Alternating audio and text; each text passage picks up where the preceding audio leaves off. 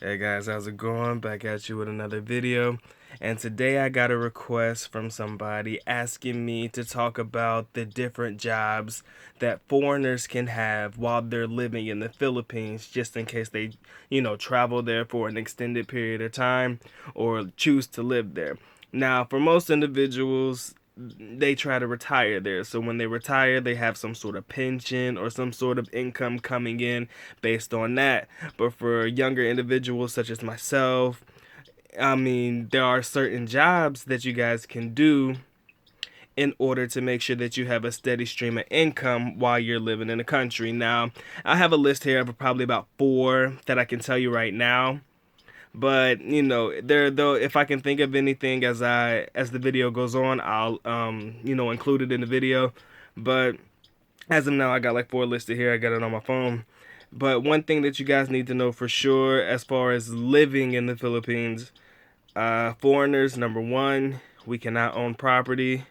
So basically, if you get married or something like that, you have to have 60% of the property in your wife or your girlfriend's name, and then you will be able to own 40%. But on the flip side, foreigners can own condominiums outright. That means your name is on the title, it's all yours.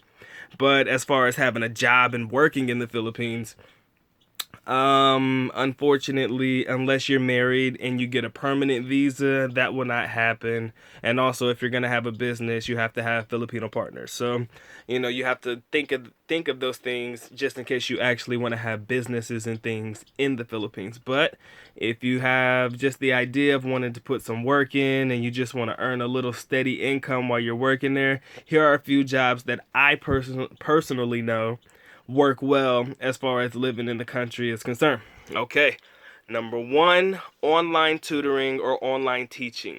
This is a very, very, very big field. I mean, you can go online and type in a number of sites, or even go into a Google search and type in online jobs or online teaching or online tutoring, and a bunch of sites will come up because they're always looking for Americans, more specifically, or anybody that has really, really good English to teach English to kids or adults in any part of the country. This is popular in China, it's popular in Taiwan, Japan, places like that. They're always looking for foreigners that have really good English to teach or to tutor, or mentor individuals in learning how to speak the language. And of course, you can do that sitting in the comforts of your own home. This is all online. So, you just make sure you have a webcam so that you can talk to the individual face to face, and you're good to go. So that's one job that I know is really, really popular, and one that would likely be easier for you to do.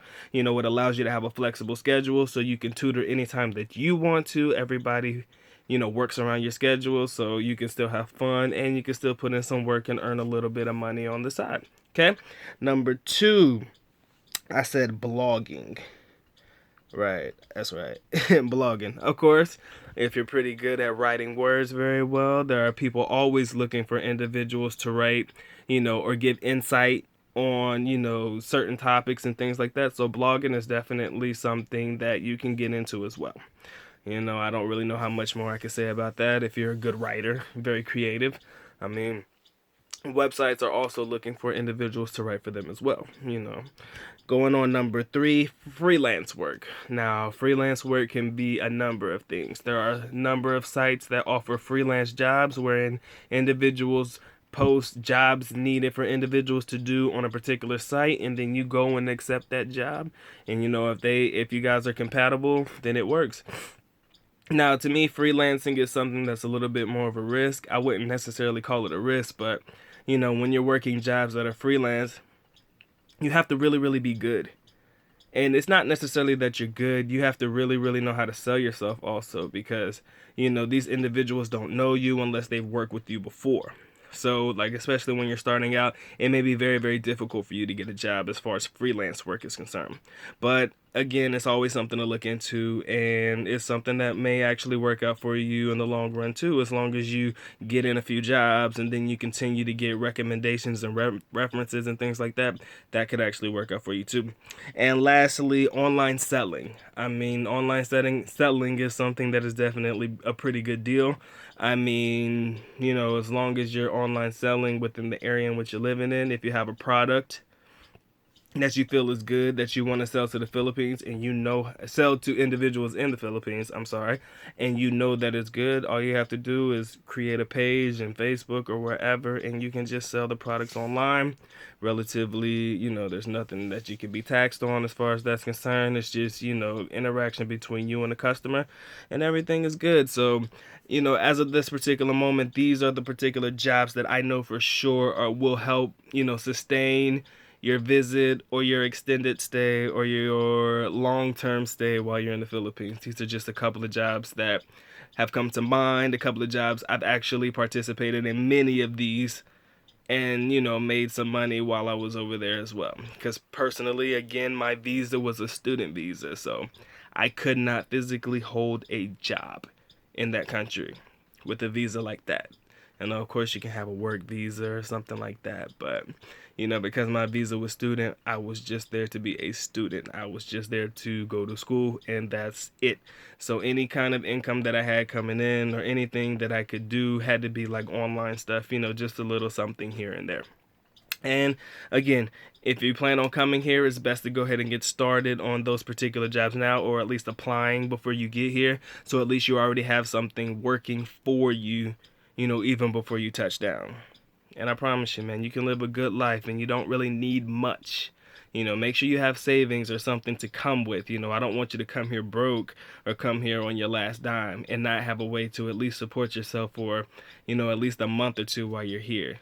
Because, that's going to be bad. So if you can't have at least, like I said, my boy said, I think he said, if you haven't been able to pay off all of your bills and also at least have 6 months worth of savings to come to the Philippines or to go abroad or international, anywhere that you want to go, if you don't have at least that amount of money, then it's probably not a good idea to travel. I don't want you guys to come to the Philippines broke. You can live very good off of very little, but you should have some money put away, for a rainy day emergency, just in case. You got to always have money just in case. So I just wanted to make this quick video. I hope that it's helpful. This is more so geared towards foreigners looking to live or have an extended stay inside the Philippines, and they want to find a way to earn a little bit of extra income. Hope it was helpful, guys. Mabuhay. Peace.